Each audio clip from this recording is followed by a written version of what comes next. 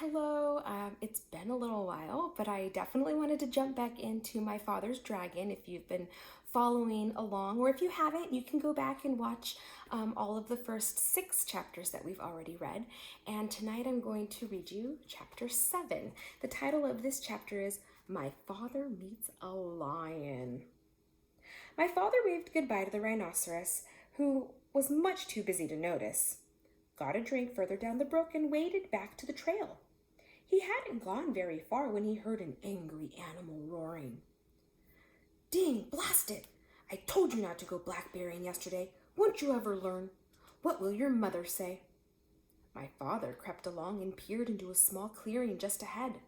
A lion was prancing and clawing at his mane, which was all snarled and full of blackberry twigs. The more he clawed, the worse it became, and the madder he grew, and the more he yelled at himself, because it was himself he was yelling at all the time. My father could see that the trail went through the clearing, so he decided to crawl around the edge in the underbush and not disturb the lion. He crawled and crawled, and the yelling grew louder and louder. Just as he was about to reach the trail on the other side, the yelling suddenly stopped. My father looked around and saw the lion glaring at him. The lion charged and skidded to a stop a few inches away.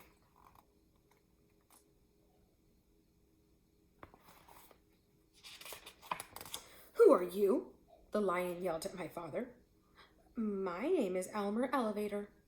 "Where do you think you're going?" "I'm going home," said my father. "That's what you think," said the lion.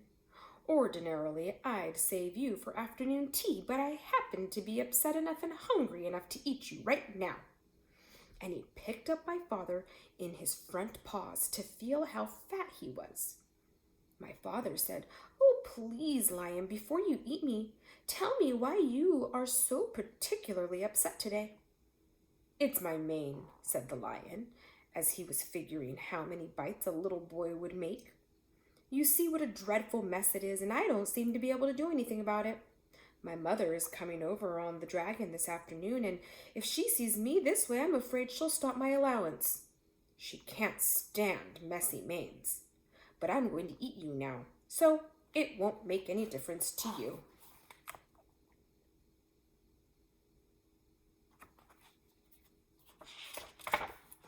"Oh, wait a minute," said my father, "and I'll give you just the things you need to make your mane all tidy and beautiful. I have them here in my pack." "You do?" said the lion. "Well, give them to me, and perhaps I'll save you for afternoon tea after all." And he put my father down on the ground. My father opened the pack and took out the comb and the brush and the 7 hair ribbons of different colors. "Look," he said, "I'll show you what to do on your forelock, where you can watch me.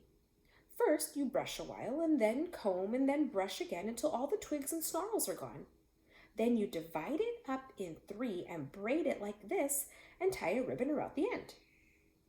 As my father was doing this, the lion watched very carefully and began to look much happier. When my father tied on the ribbon, he was all smiles. "Oh, that's wonderful, really wonderful," said the lion.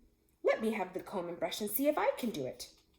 So my father gave him the comb and brush, and the lion began busily grooming his mane. As a matter of fact, he was so busy that he didn't even know when my father left.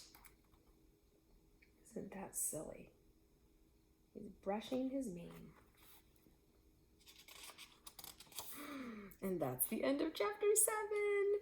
So I'm so curious, where is he going to go now, and how did he escape that lion? God, he seems to just have all kinds of solutions in that backpack of his, doesn't he? Well, you'll have to come back for chapter 8.